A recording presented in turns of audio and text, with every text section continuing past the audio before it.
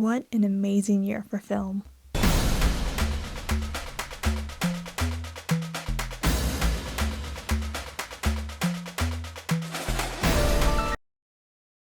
Wait a damn minute. Wait a damn minute. Well, maybe it could have been better. Anyway, 2022, the year where movie theaters were officially back. Heartbreak feels good in a place like this or something. A new Stranger Things season premiered once in a blue moon. Twitter is crashing and burning as I speak. CEOs be wildin', and I reached 1,000 subscribers. Let's see, was there anything else? Nope. That was it. I may not have posted as many videos, but that doesn't mean I didn't get to see as many great movies. So many, in fact, that I decided to extend this year's list to 20, I guess because I think they're worth mentioning. My only rule for a movie to make it on this list is as long as it was officially released in the US, theaters, or streaming, then it's allowed. I just use this as an excuse to talk about international movies that may have been released in their domestic countries a year prior. Also, just as a disclaimer, I'm only human and thus have not seen every single movie that has come out. This is my personal opinion, though feel free to leave your own favorites in the comments. I knew while writing this video that it was going to be rather long. I really want to get most, if not all, my thoughts out on these movies because this is kind of the one time of the year where I can talk about niche movies I love, let alone live action movies in general. There's so much to discuss, so get comfortable and let's begin, shall we?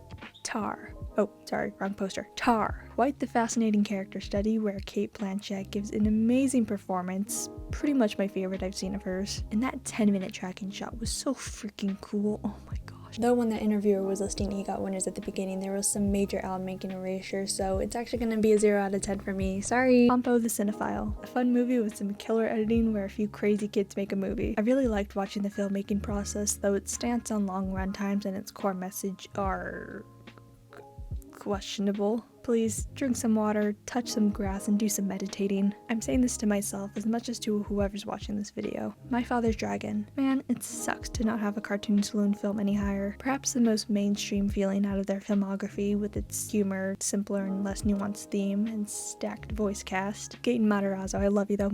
But I mean, it's still cartoon saloon, so it's not like I didn't enjoy watching it. I hope this isn't what causes them to lose their Oscar nomination streak. The Woman King. I'm aware it's not the most historically accurate, but I don't know, man, I still had fun. It has some wonderful production and costume design and great performances from Viola Davis and Lashana Lynch. I have a feeling they're gonna get snubbed, but that's the Oscars for ya. The Bed Sheets of Ed Sheeran. I want to visit these filming locations someday because holy crap. It's a story about a broken friendship I hate that I can relate to, both in Podrick and Colm's perspectives from different occasions in my life, just without the whole finger and arson stuff. As someone who's partially Irish, I do love how aggressively Irish it is. Colin Farrell delivers a hauntingly beautiful performance, as well as Barry Keoghan, Brendan Gleeson, Carrie Condon, everyone. Though speaking of Mr. Farrell, cue the lo-fi montages.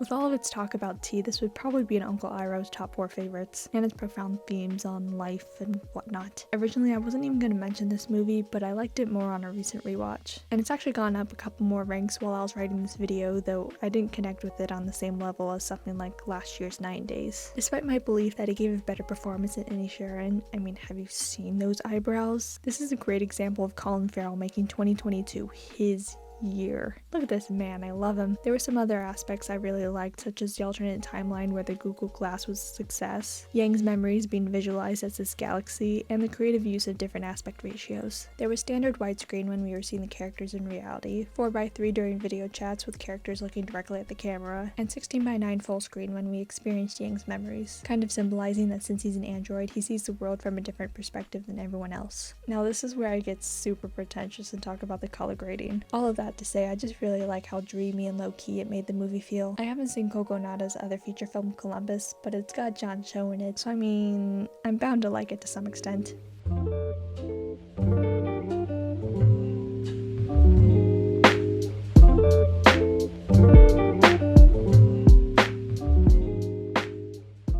Three teenagers meet together to summon an urban legend named Ayane, the summer ghost. When they meet her, she tells them that the reason why they can see her is because they are about to touch their death. This was a really pleasant watch, even if it gets pretty morbid. If only it were longer, which is probably why I shouldn't say anything more about the film. If you're wondering, oh, maybe it's only like an hour and 20 or an hour, no.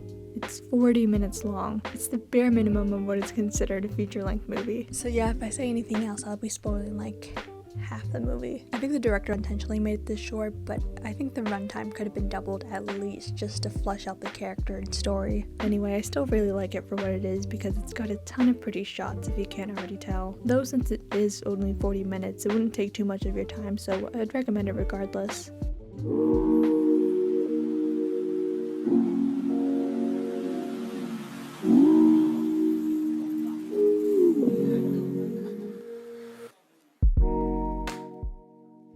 I got movie free for 30 days just to watch this movie. Thanks, Karsten. This is my first Park Chan-wook film, but now I know why he's as highly regarded as Bong Joon-ho. It's yet another movie where I would love to visit the filming locations, and I think it's particularly one of the best shot, edited, and scored of what I've seen this year. And it can be pretty funny too. 부산가도 바다, 이포와도 바다. 나는야 바다의 사나이. 바다 사나이 좋아하시네. 을지로가 고향인 주제에. The fact that the soundtrack isn't on Spotify is beyond me. I love how color grading is used to show two different periods of time at the same location. I thought the first half was a really engaging thriller, but it did kind of start to lose me after that time skip. But just like after Yang, this has gone up a little bit as well. It makes me surprised it's not even higher. I just happen to like the following movies more, though it could probably benefit from a rewatch, so maybe it'll climb more ranks in the future.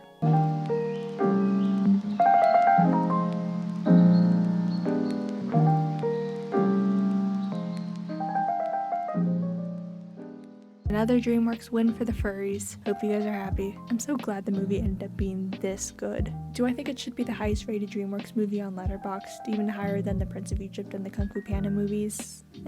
No, but it's still a fun watch. I don't totally think it's one of the best animated movies in recent years, but I do think it's one of the best animated movies in recent years. As in, there are so many beautiful shots in this movie, and I want to include them all, but at the same time, I shouldn't spoil you because you need to see the movie in theaters for yourself. Is there a single thing this new Spider-Verse influence can do wrong? Makes me hope Kung Fu Panda 4 will adopt the same art style. While I didn't think the movie was exactly laugh out loud funny, some of the adult jokes got me, like the and also the and don't even get me started on the I personally wasn't a fan of John Mulaney's character. He was far from being S tier, S standing for Spider-Ham, though I was surprised by Florence Pugh's Goldilocks. She was well written and I really liked her vocal performance. This is my first movie of hers, so yeah, I kinda understand why she's everywhere now. It does kinda blow my mind that after 20 years from his debut in Shrek 2, Antonio Banderas, that's such a fun name to say, is still voicing Puss after all these years. He did a great job as well. Part of me doubts it because it's the Oscars, but if this wins Best Animated Feature, I wouldn't be too upset.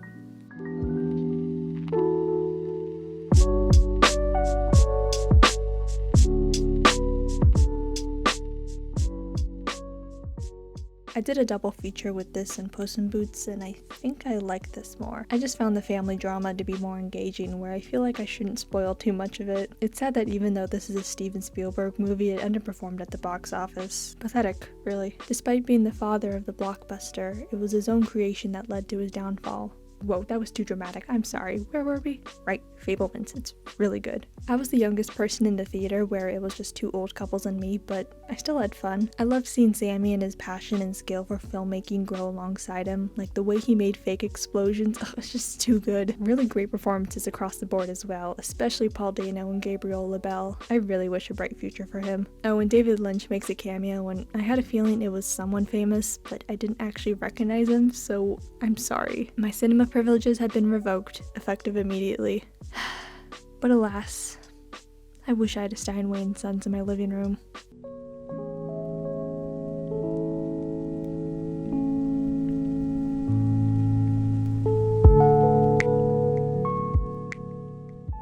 I'm looking forward to watching this on a rainy day, and I still can't believe that's Jenny Slate. Holy crap, she's such a great voice actor. I think it was really cool it got a budget upgrade compared to the short films. I mean, yeah, I totally get it, stop motion is time consuming, but when you watch the film, you totally believe that Marcel and Nanikani are living, breathing creatures with how the models are able to have more fluidity in their movements with a higher frame rate. Unfortunately, my feelings toward this movie have died down a little bit. I Can't really explain why, but it's still a nice low-key movie to what? Oh crap. Nana Kanye was standing on my keyboard again, sorry about that. But it's still a nice low-key movie to vibe to. It's up there when it comes to my favorite A24 movies, and I can't wait for them to produce and distribute more animated movies in the future. Oh yeah, and Queen Rosa Salazar shows up for like 2 seconds. Yay!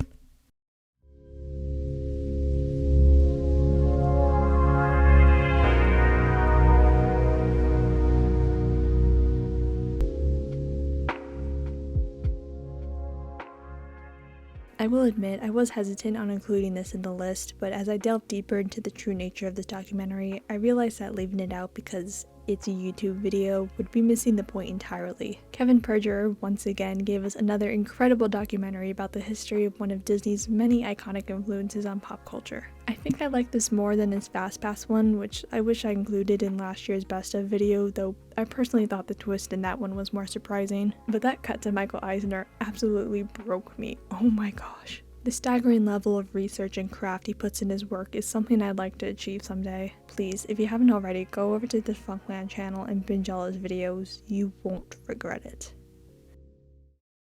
Alright, this is how I'm going to introduce the next movie. You ready?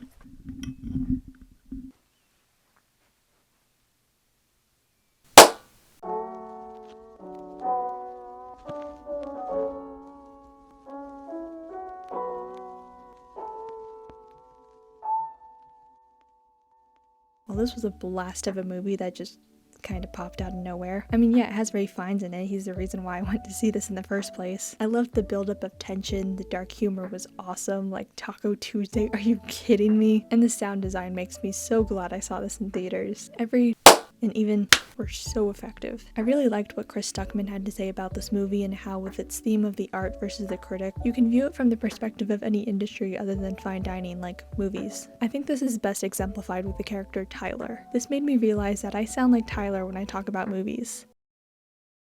And I hate that, especially with animation, because I throw around phrases like animating on 1s and 2s and will break down the differences between rotoscoping and motion capture, and yet I can barely draw a stick figure, let alone animate one.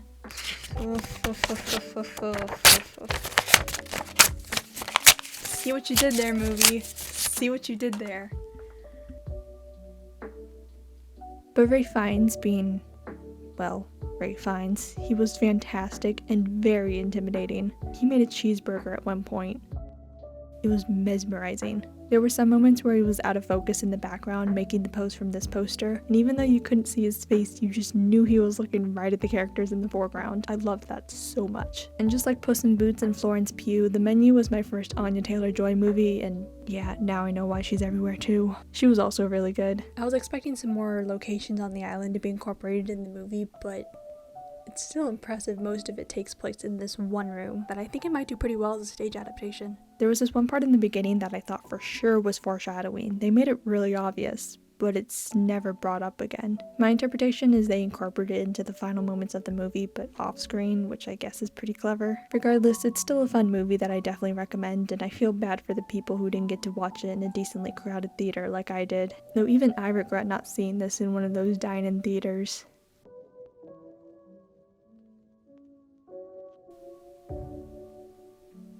Now, remember when I said last year in my previously mentioned best of video that I'm looking forward to movies that will come out of nowhere and surprise me? Something like that. You can see I've had this with a couple previous mentions, but this. The following movie is the epitome of that statement. I still can't believe how it found its way here, but here you go.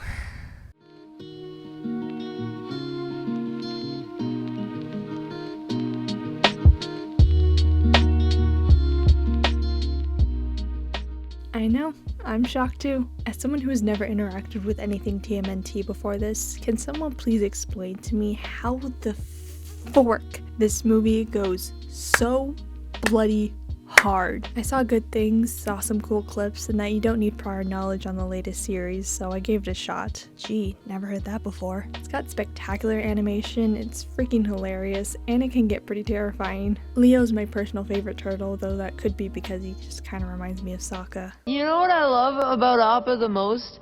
His sense of humor. The dramatic stuff with him really took me by surprise. You know how when a character who is always upbeat gets upset or angry, it's actually kind of scary to witness? That might just be me, I don't know, but that's basically how I felt with Leo, even though I barely knew anything about him. Like, look at these facial expressions, are you kidding me? Absolutely masterful. Oh, and Haley Joel Osment is in this movie, so I guess he got released from prison after the events of Drew Gooden's video, which is neat. Speaking of the world of Avatar: The Last Airbender, one of the animation studios that helped out with the movie was Flying Bark Productions, which I found out was going to work on future projects for Avatar Studios. So if they're able to make this movie incredible as it is, then I for one cannot wait. I started watching the show while editing this. I'm like 4 episodes in, and yeah, hashtag save Rise of the TMNT.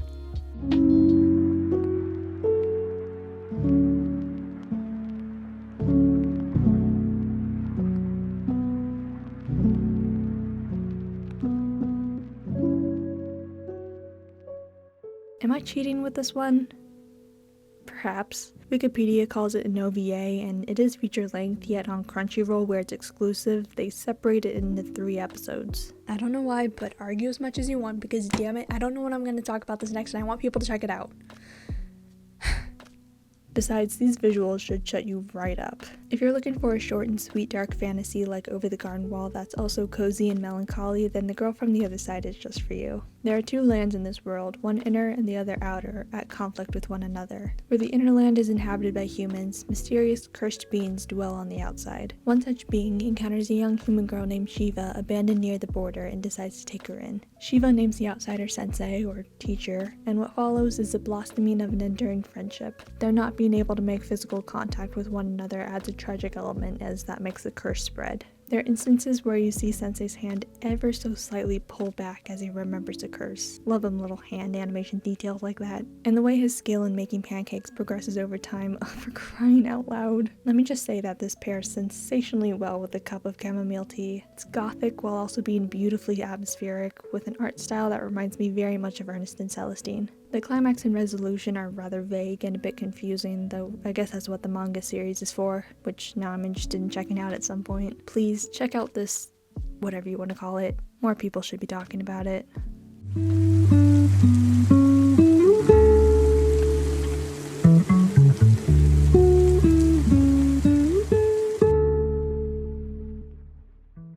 I have an entire video dedicated to Intergalactic, so you can watch that if you want more in-depth thoughts. Though I guess I will elaborate that the reason why I associate the song Hide from Into the Spider-Verse with this movie is not just because it's a hip-hop song from something that blends 2D and 3D animation.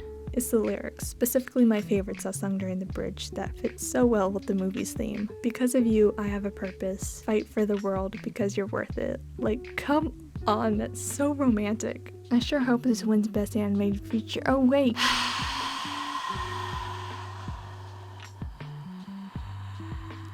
It probably wasn't even eligible because it was labeled as a special, but at least I have a different movie to root for. Oh hey, speaking of which...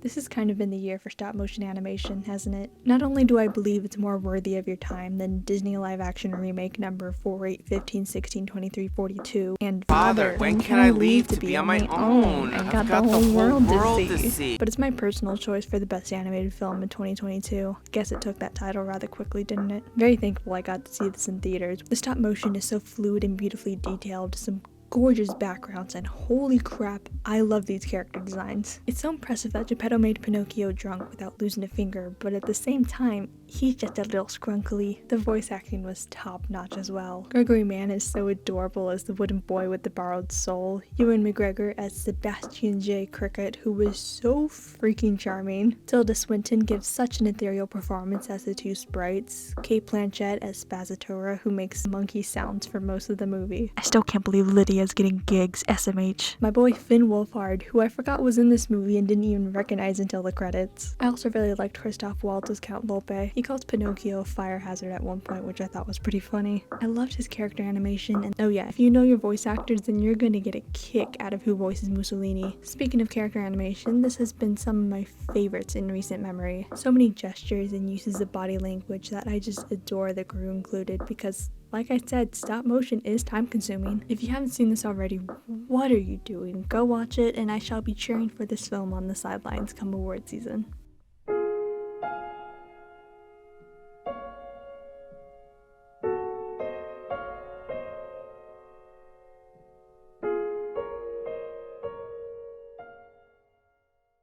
Of all the things I could say about this movie, the first thing I need to say is, finally, Michelle Yeoh getting the respect she deserves from the general public. I had this movie on my watch list for who knows how long because of her. I've been a fan of hers since before Crazy Rich Asians, and have been rooting for her to get her one big breakout role in the US for years. Took Hollywood long enough. Then along came the best gift.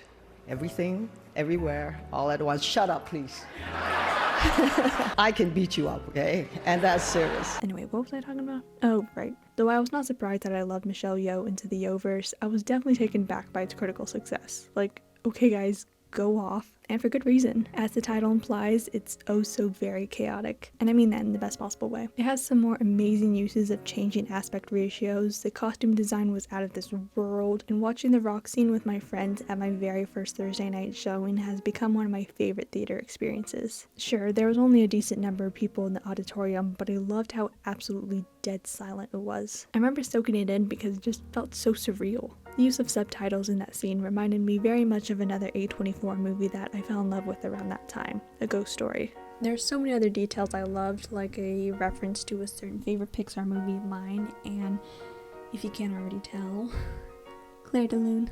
I've been in love with this piece for like a year and a half, and it's freaking Your Line April that's to blame. So imagine my surprise when I'm sitting in the theater and I hear, wait, what's it doing here? It took me months to realize it foreshadows a later scene with Evelyn and Deirdre when the piece is played diegetically. Editing is out of the park as well. The fact that this movie was edited on Premiere Pro, the same software I use, that makes me feel like I can do anything. That makes me feel like I can do anything. And as someone who has seen one Wong Kar-wai film, you can bet your bottom dollar I was a Leo pointing meme during the scenes paying homage to him. My cinema privileges have been restored. Hooray. Okay, I really need to shut up and move on, but the cast.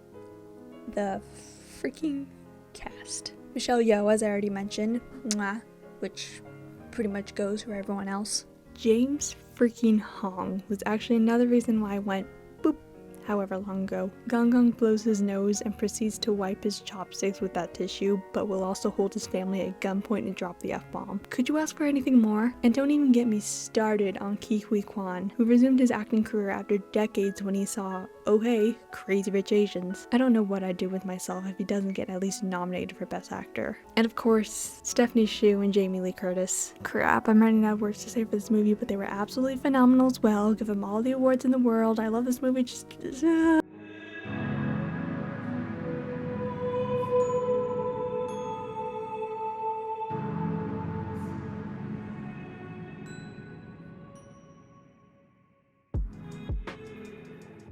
Nah, I was kidding. This is my favorite 2022 animated movie. That is if you count its January release date in the US. Okay, but wow. Best January movie ever. Kung Fu Panda 3 is not far behind. This is also the best Beauty and the Beast remake I could ask for. For Into the Yeohverse and my number one pick, I saw them twice in theaters. But for Belle, okay, some people I know had to drive hours to the theater playing it, while some missed the chance entirely. And I'm standing here like, they don't know I saw it 3 times. All within a short mile radius. 2 subs, 1 dub. I personally prefer the sub, though the dub does have Manny Jacinto. Oh, Dib! A nurse did that to calm me down once when I crashed my jet ski into a manatee. You crashed your jet ski into a manatee? Yeah. My first viewing was the IMAX preview, and hot damn am I thankful I saw it on that big of a screen with surround sound. The scenes of Belle performing were absolutely jaw-dropping. I mean, talk about all those stunning outfits that can make someone like Tim Gunn proud. It made me feel like I was at a Katy Perry concert. This is also some of the best 3D anime I've ever seen. So many staggering shots, so little time. It might be as good, if not better, than Lupin the Third the First. I mean, it's not like I have a lot to compare it to. Like, seriously, come on, there had to be another studio helping out with this. Whoever could have been... Huh. No wonder.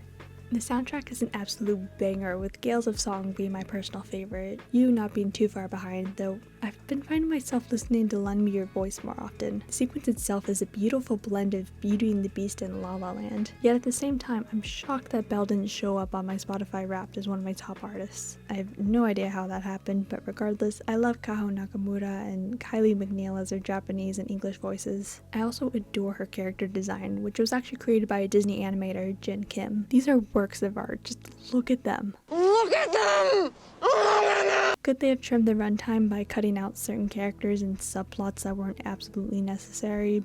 Sure. But still, I consider Belle to be Mamoru Hosoda's finest work. It was eligible for the 2022 Oscars, but of course it didn't get nominated. Of course it didn't.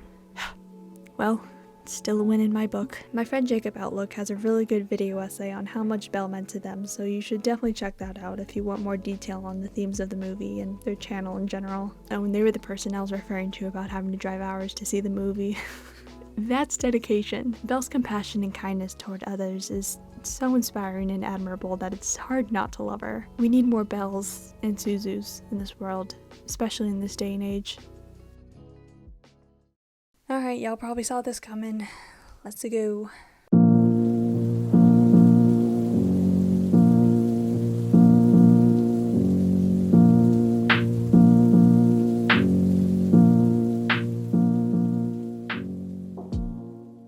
Oh, this is beautiful. So I went into the Batman with pretty modest expectations. I heard it was Dark Knight levels of amazing, and I read a funny tweet somewhere about how Bruce's parents were killed 20 years before the movie took place. So during the opening scene where we get that POV and we see a young boy and his parents in this manor-like estate, I was like, oh, so we're doing the popcorn and pearls again? Then we go inside and I start thinking, wait, that's not an early 2000s TV. And then Riddler shows up like skadoosh and I was like, oh, this is gonna be a good movie. Not only did I think it was good, it's now my favorite live-action Batman movie, as well as Batman character in general. I'll admit I was one of the many who thought of Robert Pattinson as the guy from Twilight years after the saga ended, but as it turns out, he was bloody amazing. He says so much by saying so little. I wish I was fluent in whatever language his eyes are speaking. I've been checking out more movies he's been in, and he is now absolutely one of my favorite actors. From the sensational to the remarkable.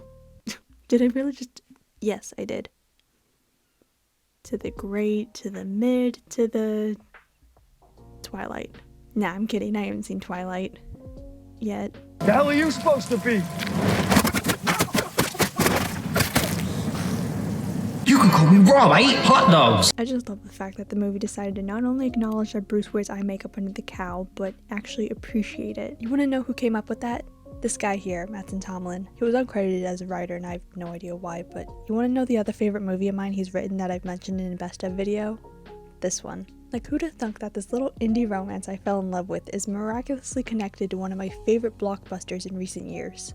And yet I can't believe they removed my favorite shot from the final cut, especially because he's just a little scrunkly. The rest of the cast totally slaps as well. Everyone was pitch perfect. But Paul Dano and Colin Farrell, wow.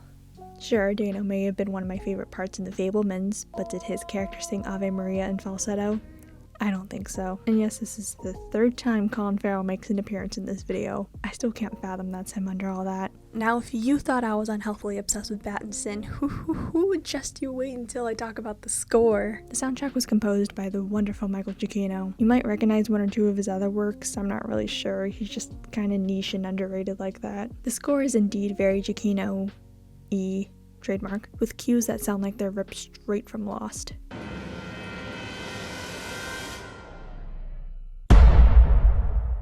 I would be lying if I said the main theme hasn't been stuck in my head since March.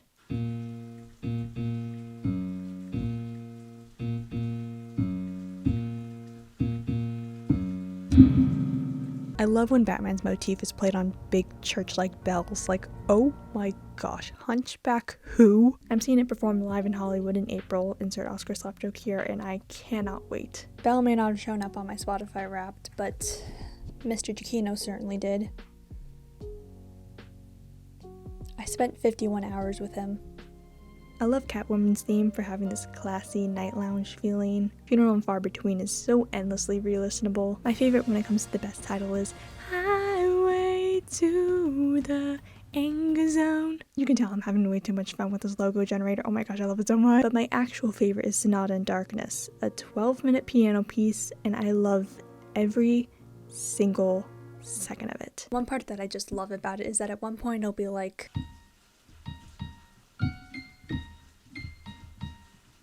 and then 2 minutes later it'll sound like, and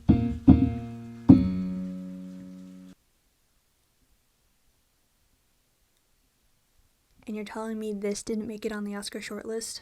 I feel like the highest honor I can bestow this film is that it is the most rewatchable 3-hour movie I've seen, even more than Titanic. It may be my favorite live-action film, but it's emotionally draining and leaves me a mess by the end. I could go on, but I feel like I'd be talking for like 7 minutes. Oh wait, that's exactly what happened. I trimmed it down just for the sake of time and for this video, but the full-length version is available on Patreon starting at $3. You are very welcome to go ahead and check it out. As you can tell, I adore this movie, and I can't wait to see what else Matt Reeves and company have in store. But with all of this being said, I still prefer the Lego Batman movie.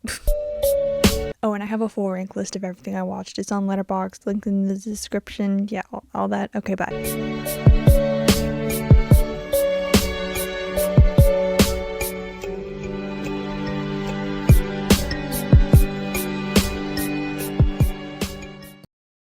You guys realize I'm still here, right? You gonna tie me? How the hell am I supposed to get out of here? Then he waddled away, waddle, waddle.